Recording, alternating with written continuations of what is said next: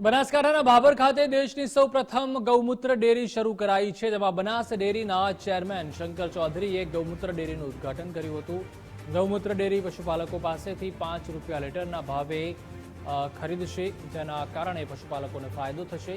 ગૌમૂત્ર ડેરીમાં એક પ્લાન્ટ ઊભો કરાયો છે, જેમાં આધુનિક ટેકનોલોજીની મદદથી ગૌમૂત્રને પ્યુરિફાઈ કરવામાં આવશે અને મિનરલ વોટર બનાવવામાં આવશે। આ સિવાય ગૌમૂત્રથી જે ખાતર બનશે તે પ્રાકૃતિક ખેતીમાં પણ ઉપયોગી થશે, જેના કારણે રાસાયણિક ખાતરનો ઉપયોગ ઘટશે। નોંધનીય છે કે પશુપાલકોને વધુ ફાયદો થાય તે માટે બનાસ ડેરી અને ગૌમૂત્ર ડેરી વચ્ચે કરાર થયા છે।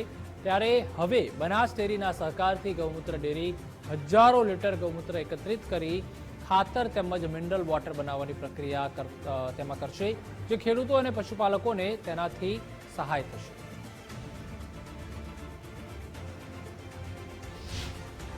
ગૌમૂત્ર અને પ્રોસેસ કરીશું અને એ ગૌમૂત્રમાંથી અર્ક બનશે અને પાણી પણ બનશે। અર્ક અને જે સોલ્ટ બને છે એ આપણે ફર્ટિલાઇઝર, દવાઓ બનાવવામાં અને બધી જગ્યાએ યુઝ થશે।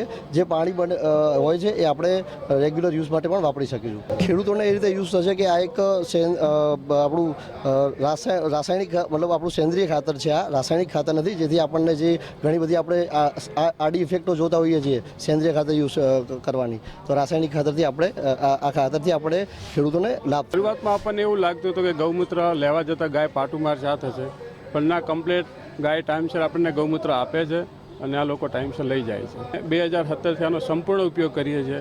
મારા ખેતરમાં 2017થી કોઈ પણ પ્રકારનું કોઈ રાસાયણિક ખાતર વાપરતો નથી। બીજા લોકોને જે પેદાશ થાય છે એના કરતાં મારા ખેતરમાં પેદાશ વધારે થાય છે।